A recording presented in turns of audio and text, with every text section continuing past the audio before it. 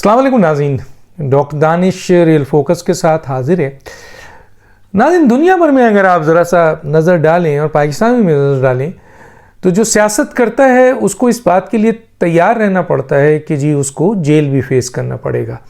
कहीं उसको कानूनी तौर पर जेल पेश करना पड़ता है, उसकी गलतियों की बुनियाद पे, उसके क्राइम की बुनियाद पे, उसकी करप्शन की बुनियाद पे, उसकी मिसकंडक्ट के बुनियाद पे, बहुत सारी बुनियाद पर उसको जेल फेस करना पड़ता है। और कहीं कहीं ऐसा होता है कि सियासी इंतकाम भी होता है, कहीं कहीं ऐसा होता है कि आपकी गलती नहीं होती है लेकिन आप को सियासी मुखालिफिन की हुकूमत है तो आपको जेल में रखना चाहती है। बहरहाल सियासतदान का जेल जाना कोई बड़ी बात नहीं होती है और कहा यह जाता है कि जब तक कोई सियासतदान जेल नहीं जाए उस वक्त तक सियासतदान नहीं होता है। तो दुनिया भर में बड़े बड़े वज़ीर आज़म ने जिलावतनी जो है वो आपको फेस की, जेल फेस की, कालकोठरी फेस की, फांसी घाट फेस की, इसी तरीके से फांसी तक फेस की। मुल्क बदर हुए, पता नहीं क्या क्या हुआ। अगर आप माजी में भी देखें, दुनिया में देखें, और पाकिस्तान में भी ऐसा हुआ है।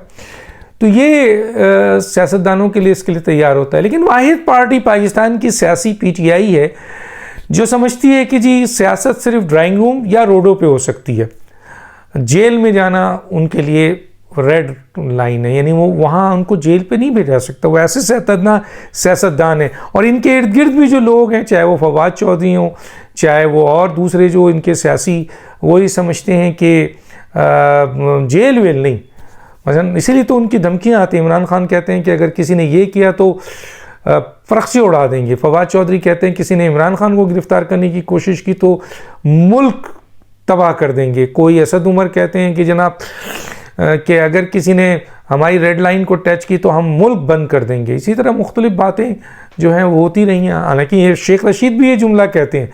शेख रशीद तो केस जेल जा चुके हैं। वो अलग बात है कि जो वो जेल गए हैं वो मामलात को नॉर्मलाइज करके जेल भेजा गया था, वरना शायद जिस तरह जेल में वो रहते थे अय्याशी से, वो जेल नहीं देखी है जो फांसी घाट में आदमी होता है, कालकोठरी में होता है। इसीलिए आजकल शेख रशीद ने मौजूद मौका गनीमत जाना है और सुना है कि वो इस वक्त मुल्क से फ़रार हैं और बाहर बैठकर पैगामात दे रहे हैं इस्टेब्लिशमेंट को कि उनसे राज़ी हो जाए और गेट नंबर 4 की नौकरी उनको दोबारा मिल जाए। बहरहाल अब मौसम आया। अभी फवाद चौधरी साहब को आज क्या गिरफ्तार किया, आप देखिए जो बदमाशियाँ हो रही हैं। मैं रात को एक चंद वीडियो आपके सामने शेयर करूंगा जिससे आपको अंदाज़ा होगा कि किस तरीके से इनके क्योंकि अभी तक हुकूमत हरकत में नहीं आई है।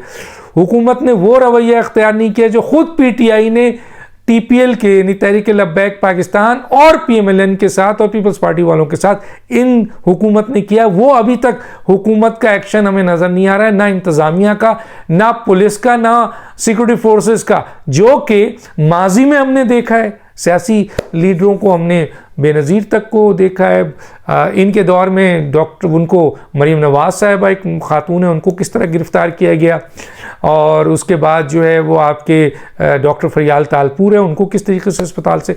तो इमरान खान साहब और उनके जो इर्द गिर्द लोग थे वो ये समझ रहे थे कि वो अनटचेबल हैं। वो सियासत भी करेंगे ड्राइंग रूम से, वो आपके सड़कों पर भी सियासत करेंगे, गालियां देंगे, धमकियां देंगे, कानून तोड़ेंगे, कानून की पामाली करेंगे, मुल्क के खिलाफ मसलन काम करेंगे, इंतशार फैलाएंगे, खाना जंगी फैलाएंगे, जिसको चाहेंगे उसकी इज्जत तो कर देंगे, इदारों को तहस नहस कर देंगे। वो अनटचेबल है, उनको नहीं छुआ जा सकता। लेकिन अभी हमने देखा कि फवाद चौधरी को, जो कि बेसिकली एक काउंसलर की सीट नहीं जीत सकते हैं, इनका सियासी करियर क्या है, परवेज़ मुशर्रफ से शुरू हुए थे जहां इनकी कोई पूछता ही नहीं था। उसके बाद आपके पीपल्स पार्टी में इनकी कोई जगह नहीं थी। वो तो इमरान खान या पीटीआई को, वाकई इनको ये मोहसिन है पीटीआई या फवाद चौधरी का कि एक जेएलएम के एक छोटे से काउंसलर की जहां पे वो सीट नहीं जीत सकते थे, उनको फेडरल मिनिस्टर बना दिया, उसको साइंस का मिनिस्टर बना दिया, उसको तर्जुमान बना दिया, उसको पार्टी का स्पोक्समैन बना दिया, इमरान खान का स्पोक्समैन बना दिया। क्योंकि इमरान खान ऐसे ही लोगों को पसंद करते हैं जो गालियां दें, धमकियां दें, माई का लाल कहें, फना करें, जिनकी पीछे सियासी बैकग्राउंड कुछ ना हो। क्योंकि पीटीआई में अच्छे लोग भी हैं जो बड़े सियासी बैकग्राउंड रखते हैं, लेकिन वो कहाँ हैं? इमरान खान के गिर्द को वही लोटे हैं चाहे उनका कोई सियासी करियर ना हो, लेकिन क्योंकि वो ज़बान के बड़े गंदे हैं, इमरान खान को पसंद है, वही सामने है। तो फवाद चौधरी साहब ने जो ये धमकियां दी हैं, फना दी हैं, कानून हरकत में आया है और गिरफ्तारी हुई है। और हमने कहा था कि इमरान खान साहब, बल्कि हमने नहीं कहा था, परवेज़ इलाही ने कहा था कि खान साहब आप ये जो असम्बली तोड़ रहे हैं दोनों सूबों की, तो अब आपके पास हुकूमत नहीं होगी, फिर वो केयरटेकर हुकूमत होगी, फिर रहमो करम पे होंगे और आपके ऊपर बड़े केसेस हैं और आपके लोगों के ऊपर बड़े केसेस हैं, हो सकता है एक्शन हो जाए। तो आज फवाद चौधरी साहब को एक्शन हुआ है और उनको गिरफ्तार किया गया है और उनको लेके गए हैं। उन्होंने इलेक्शन कमीशन के ऊपर जो धमकियां दी हैं, क्या मैं तो समझता था कि फवाद चौधरी और शेख रशीद जैसे लोग शहबाज गिल से पहले गिरफ्तार होने चाहिए, क्योंकि इनके जो स्टेटमेंट्स हैं वो बहुत ख़तरनाक हैं। वो खाना जंगी अवाम में कराने के, वो मुल्क को गालियाँ, इदारों को गालियाँ, सुप्रीम कोर्ट को धमकियाँ, इलेक्शन कमीशन को धमकियाँ, आम लोगों को धमकियाँ, सियासी लोगों को धमकियाँ, सब मौजूद हैं। इनको तो कानून के दायरे में उसी वक्त करना चाहिए था। पता नहीं इस हुकूमत ने इतना टाइम क्यों दिया, और क्यों दिया उसकी वजह ये बता देता हूँ, वो जनरल कमर बाजवा है।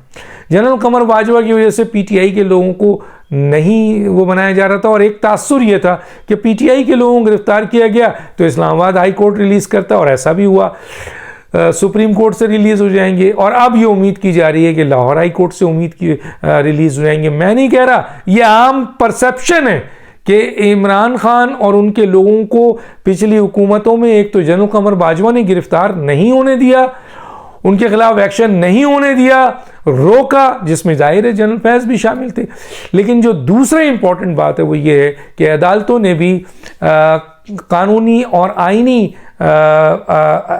एक्शंस को परे रखकर फैसले दिए, और वो फैसले स्याह फैसले जो मुनासिब नहीं थे। अब तो इस्लामाबाद हाई कोर्ट खाली हो गया, लेकिन लाहौर हाई कोर्ट के हवाले से अब भी लोग ये कहते हैं, बल्कि लॉ मिनिस्टर तक ने कहा है कि जनाब इस तरीके से अगर ये फैसले देंगे तो ये कानून और आइन के, और इस वक्त इमरान खान को अगर कहीं से मदद मिल सकती है तो कहा जा रही है, क्योंकि अब सुप्रीम कोर्ट भी बज़ाहिर अपने आप को या उनके जजेस या कोई भी उस तरफ नहीं जाना चाहता जो पहले माजी में, क्योंकि वो भी देख रहे हैं कि ये साहब इंतशार की सियासत कर रहे हैं, इदारों को धमकी दे रहे हैं, अपने मोहसिनों को जो है ना वो निशाना बना रहे हैं। तो कल जुडिशरी में जो मोहसिन है उनको भी निशाना बनाएंगे, तो अंदाज़ा हो रहा है उनको भी। इसलिए मेरा ख्याल है वो हट रहे हैं और हालात भी इस वक्त चेंज हो रहे हैं।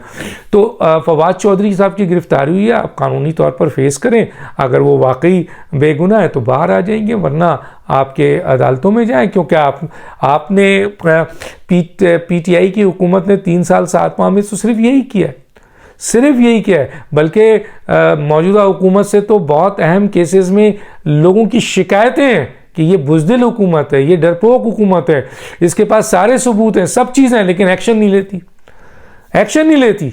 तो ये तो इल्ज़ाम है उनके ऊपर। लेकिन मेरा ख्याल है, मैंने आपसे बताया था 2-3 वीलॉग के बाद कि हुकूमत मजबूत हुई है, कौमी सलामती के इजलास हुआ है 2, उसमें पाकिस्तान के ख़िलाफ़, कानून के ख़िलाफ़, दहशतगर्दी करने वाला, मईशत के ख़िलाफ़ साजिश करने वाला, जो भी कहीं कानून और आइन की पकड़ में उसको पकड़ा जाएगा, चाहे वो इमरान खान हो, चाहे वो फवाद चौधरी हो, चाहे शेख रशीद साहब तो चले गए हैं, और भी कुछ लोग जो हैं वो सुनाए छुप गए हैं, बाकी कुछ लोग आए हैं। अवाम नहीं निकलेगी। देखिए मैं बता दूं, अवाम इमरान खान का चेहरा देख चुकी है, सामने आ चुके हैं इमरान खान, उनके लोग आ चुके हैं।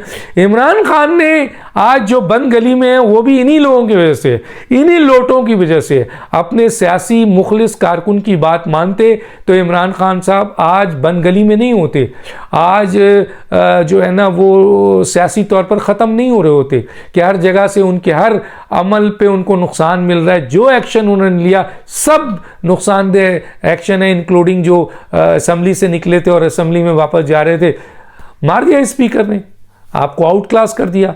तो इस वक्त बंद गली में इमरान खान है, और उनकी सबसे बड़ी वजह उनका तकब्बुराना सोच, अकड़ और उनकी जिद, और उसके साथ साथ ये जो लोटे इनके साथ खड़े रहे, साथ रहे, जिनके बहकावे में आकर इन्होंने किया, रियासत से लड़ाई की, सियासी जमातों से लड़ाई की, मीडिया से लड़ाई की, इंटरनेशनली लड़ाई की, हर से लड़ गए, और ये सोच रहे थे कि शायद अवाम की बहुत बड़ी तादाद इनके पास है। किसी ने इनके कान में कह दिया था कि ये 70% अवाम है, हालांकि बल्दियाती इंतखाब में आप देखें 2, 4, 10, 12, 20, 25% से ज़्यादा आपको वोट ही नहीं पड़ा है, लेकिन जोम था। अब ये जोम टूटेगा। कानून, मैंने ट्वीट किया कि कानून एक्शन ले और इंसाफ के तकाजे पूरे किए जाए।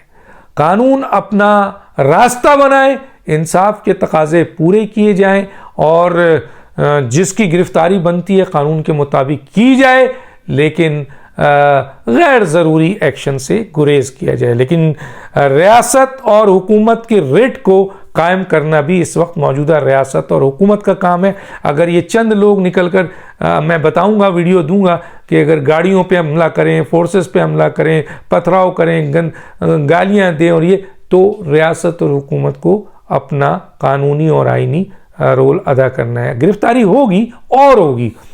देखिए ये सिलसिला शुरू हो गया है और बहुत सारे लोग इस वक्त जो है ना उनके केसेस हैं, गिरफ्तार होना चाहिए, बिल्कुल होना चाहिए, और हुकूमत को इसमें कानून के डंडे को लेकर आगे बढ़ना चाहिए, ये देखे बगैर कि उसकी हुकूमत कहाँ खड़ी है या वो कहाँ खड़ा है।